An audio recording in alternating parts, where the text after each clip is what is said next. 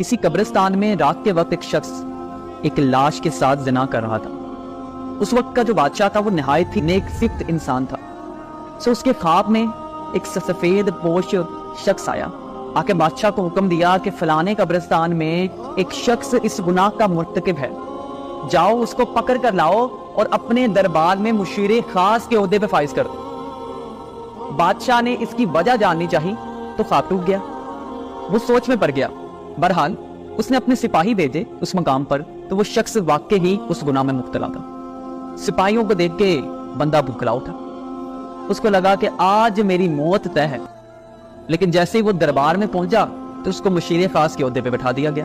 دوسری رات بادشاہ کو پھر خواب آیا اور وہی سفید پوش شخص اس کے خواب میں دوبارہ آیا۔ تو بادشاہ نے فوراً ہی وجہ پوچھی کہ ایک زانی کو اس عہدے پہ فائز کرنے کی کیا وجہ ہے۔ تو اس سفید پوش شخص نے یہ کہا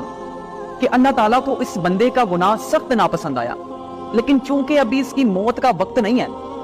ابھی اس کی موت کا وقت نہیں ہے، غور کریے گا، تو اللہ تعالیٰ نے فرمایا کہ اس کو عیش و عشرت میں ملوث کر دو تاکہ کبھی یہ اپنے گناہ پر توبہ نہ کر سکے، کبھی اپنے گناہ پر نادم نہ ہو سکے، بلکہ اس کو لگے کہ دیکھو میں نے گناہ کیا تو مجھے یہ سب چیزیں عطا کی گئیں، اور وہ خوش بھی ہوگا کہ جس گناہ پر مجھے سزا ملنی چاہیے تھی اس گناہ پر تو مجھے انعام مل گیا۔ اس لیے جب گناہوں پر آسانی ملنے لگے نا تو سمجھ لینا آخرت میں تمہاری سزا طے کر لی گئی ہے۔ اور آج ہم سب لوگوں کا کیا خیال ہوتا ہے کہ یار وہ بندہ اتنا کرپٹ ہے، وہ اتنا غلط ہے، لیکن دیکھو اللہ نے تو اس کو سب دے دیا، اللہ تو اس کو سب دے رہا ہے۔ آپ لوگ خود سوچیں، اکثر لوگ ہوتے ہیں ان کو گناہوں کا موقع ملتا ہے، بار بار ملتا ہے، نقصان بھی کوئی نہیں ہوتا، کسی مصیبت میں بھی مبتلا نہیں ہوتے، اور ہم ان کو دیکھ کر اپنا ایمان کمزور کر لیتے ہیں۔ پہلی بار گناہ پر دل زور زور تک دھڑکے گا،